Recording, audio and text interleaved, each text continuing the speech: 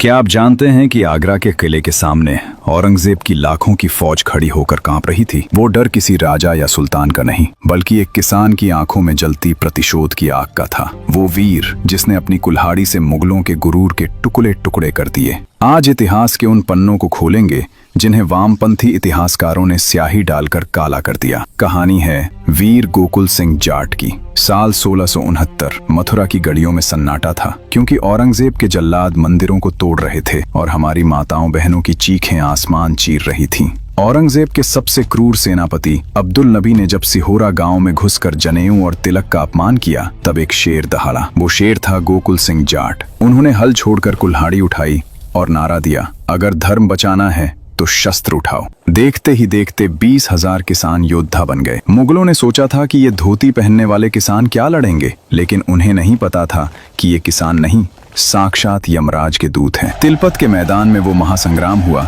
जिसकी गूंज आज भी दिल्ली के तख्त को हिला देती है। गोकुल जाट और उनके भाई तातार ने मुगलों की आधुनिक बंदूकों और हाथियों के सामने अपनी कुल्हाड़ियों और तलवारों से मौत का तांडव मचा दिया। गोकुल सिंह जाट ने अब्दुल नबी को बीच मैदान में ऐसे काटा जैसे कोई सूखी लकड़ी काटता है। मुगलों की लाशों से पूरा मैदान भर गया था। औरंगजेब खुद अपनी जान बचाने के लिए आगरा के किले में छिप गया और वहां से हजारों की नई फौज भेजी। कई दिनों तक युद्ध चला। मुगलों के पास तोपें थीं और हमारे वीरों के पास सिर्फ सीना। अंत में जब गोकुल जी के शरीर पर सैकड़ों घाव हो गए और खून की आखिरी बूंद तक बह गई, तब उन्हें धोखे से बंदी बनाया गया। 1 जनवरी 1670 आगरा का किला। औरंगजेब ने कहा, गोकुल इस्लाम कबूल कर ले, तुझे वजीर बना दूंगा। गोकुल जाट हंसे और बोले, मुगल, तेरी पूरी सल्तनत मेरे धर्म के एक कतरे के बराबर भी नहीं है। गुस्से में पागल औरंगजेब ने वो हुक्म दिया जिसे सुनकर आज भी रूह कांप जाती है। सरेआम